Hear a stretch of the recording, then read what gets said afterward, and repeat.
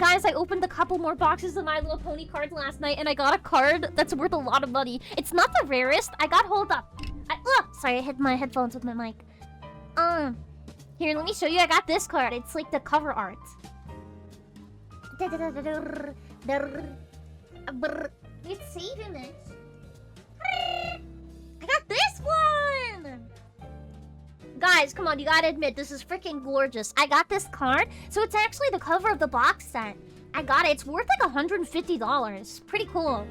But, I think it's worth the most besides Fluttershy's. It's really pretty. I got this card last night, and I also got Applejack's variant of this one, which isn't worth as much, but it's like 80 bucks. But, by the way, I'm gonna say something controversial. I do not collect cards to resell. I don't care if I open a Pokemon pack and I get a $3,000 card. I don't care. I think you should have hobbies that are for fun. You should...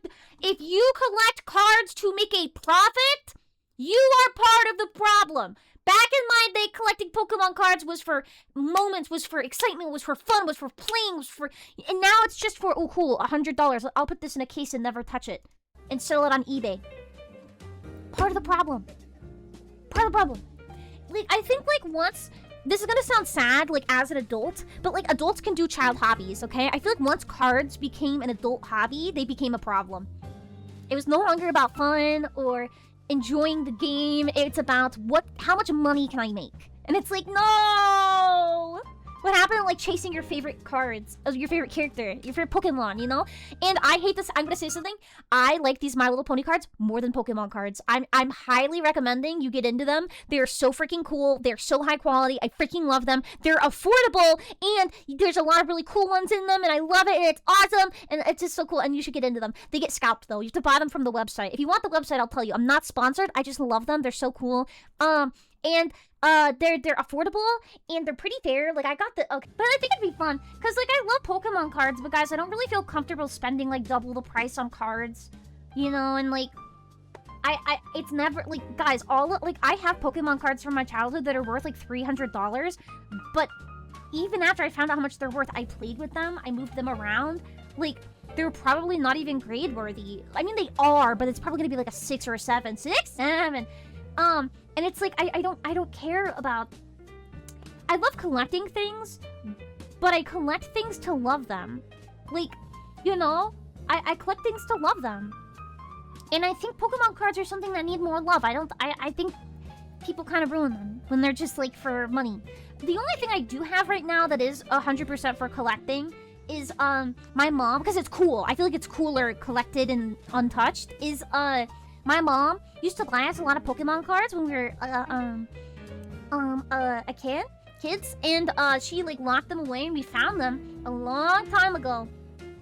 And, basically, it's a bunch of Pokemon packs that are still sealed from, like, 2006, and they're like, $300 a piece. And so, I just keep them because, they're actually a really interesting pack. I had some collectors reach out to me to buy them, and then some to, like, give me info on them. And they were like, oh yeah, so this specific pack is really interesting because it's actually worth more sealed because there's not a lot of big hits in the series, but they're collectible, so you don't want to open them. Meanwhile, whenever my mom found them in a storage unit, my sister was opening them on the way home and opened like 3 of them. She's opening like 3 of them in the car. She had no idea. And I was like, oh my god! Because, like, I remember I posted on Twitter, I was like, hey guys, like, I found these cards, are they worth anything? And everyone was like, oh my god, oh my god, oh my god, don't touch them. I still have them.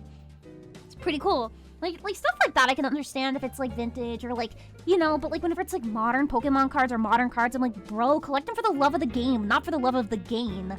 Hey, put that on a t-shirt. Anti-scalping logo. Right there. Right there, guys. Write that down. Scalp that logo right there. Love of the game, not the love of the gain. Boom! Love of the game?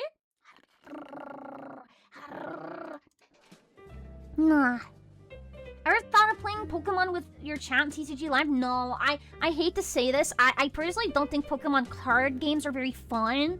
And I've played them all throughout my childhood, except I would always make up my own rules sometimes with my little sister. I just collect them for the love of the franchise. I love the games. I loved the anime. I love the cards. I collected the cards since I was 6 years old. Like, I love them. They're cool. But I'm not really into the game. I'm not really into card games in general. Like, it's not a Pokemon thing. I just don't really like card games. I like Uno. I like Go Fist. You know? So, I just collect them because I love them. And I just, you know, when I was a kid and I had no friends and I had, like, there'd be, like, a school dance in middle school and I wouldn't have friends. So what I would do is I'd stay home and I'd play with my Pokemon cards and, like, I'd give them character names and they would have their own school dance. And I'd make them, like, go on dates and after, like, school dances. I remember I had a Jolteon and then it was another one I forget the name of. You know, what's his name? The electric guy who looks like a plug. The evolution of that one. I forget his name. Electabuzz, I think? They would go on a date. Yeah. Elekid, yeah, the evolution of Elekid.